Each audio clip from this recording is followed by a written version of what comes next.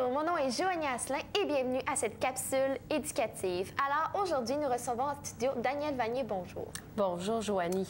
Alors Danielle, de quoi vas-tu nous parler aujourd'hui? Aujourd'hui, on va parler des petits geckos léopards, Joanie. Ce sont des lézards qui viennent du Pakistan. Ils vivent aussi en Iran, en Inde. Et c'est des lézards vraiment gentils et très faciles et conseillés pour les débutants. OK, donc ça a un tempérament assez calme. Oui, c'est vraiment des petits lézards gentils et qui vivent environ une quinzaine d'années. OK. Et ceux-là, est-ce qu'ils demandent beaucoup d'attention? C'est sûr que si on achète un lézard, Joanie, puis on veut le prendre comme un petit animal de compagnie, il ne réagira pas comme un chien ou un chat. Hein? Il n'arrivera pas sur le bord de ta cage en te faisant des beaux petits yeux pour prends-moi. C'est vraiment à nous qu'on fait plaisir quand on achète un petit lézard et qu'on le prend. OK. Donc, il faut le prendre quand même assez régulièrement pour qu'il soit gentil, qu'il soit facilement manipulable et qu'il ne veulent pas nous mordre surtout. OK.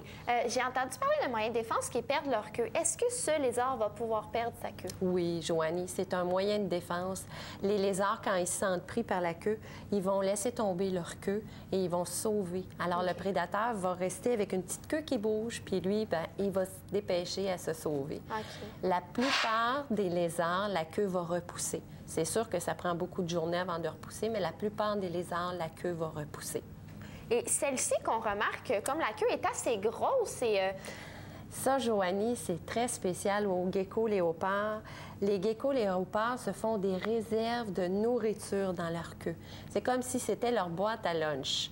Alors, par temps difficile, ils vont puiser dans leurs réserves.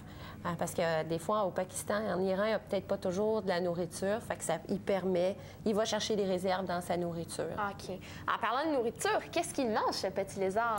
Il va manger des petits grillons, hein, ce qui est bien important aussi. Il faut les saupoudrer de vitamines, nos petits criquets, hein, bien, pour équilibrer le plus possible son alimentation. Et le gecko léopard aussi, il va manger des bébés souris. OK. Oui, des pinkies à peu près gros comme mon doigt. Bien important pour équilibrer le plus possible leur alimentation. Et aussi, on peut leur donner des verres... De farine, des petits verres de farine. Oui, des petits verres de farine. Est-ce qu'il existe plusieurs variétés de geckos? Il y a plusieurs... Tu sais que c'est un lézard qui est facile à garder en captivité, hein? Donc, les amateurs se sont amusés à reproduire plusieurs couleurs et des mélanges de motifs.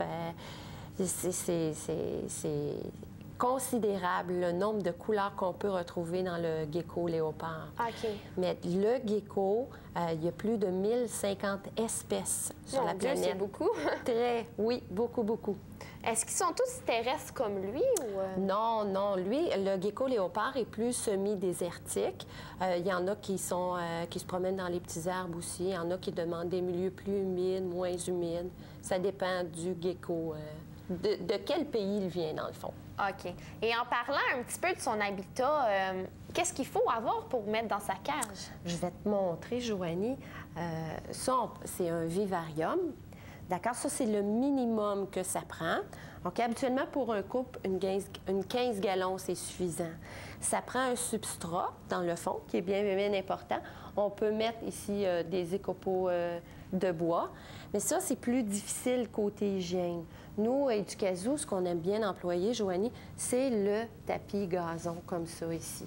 Et parce que quand il y a des besoins, c'est facilement, on le voit rapidement, on peut l'enlever, on peut le nettoyer, puis on le remplace. OK. Et comme différents substrats aussi qui existent, on a parlé des copeaux de bois, le tapis gazon, et on a ici du sable ex-cyprès pour les reptiles.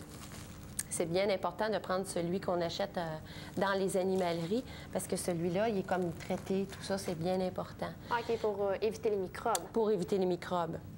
Pour imiter, est-ce qu'on a besoin de certaines lampes spéciales pour mettre dans l'aquarium? Oui, parce que le gecko léopard a besoin...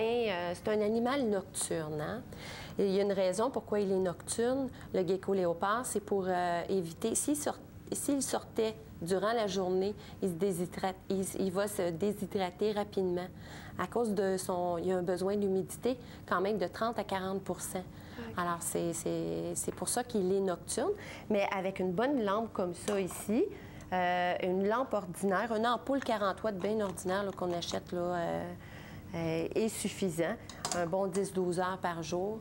Et ça prend aussi une plaque chauffante qui est pas, on la met pas directement dans le vivarium. Il faut la coller vraiment en dessous de l'aquarium pour éviter que le lézard se cause des blessures. Bien, merci beaucoup, Daniel. C'était très intéressant. Alors, on a réussi à apprendre les petits geckos. Alors, si vous êtes un débutant et vous voulez un petit animal, alors le gecko, je crois que c'est l'idéal. Alors, on se revoit lors de la prochaine capsule. Et n'oubliez pas que l'attention et l'amour sont les deux besoins essentiels pour nos petits animaux de compagnie.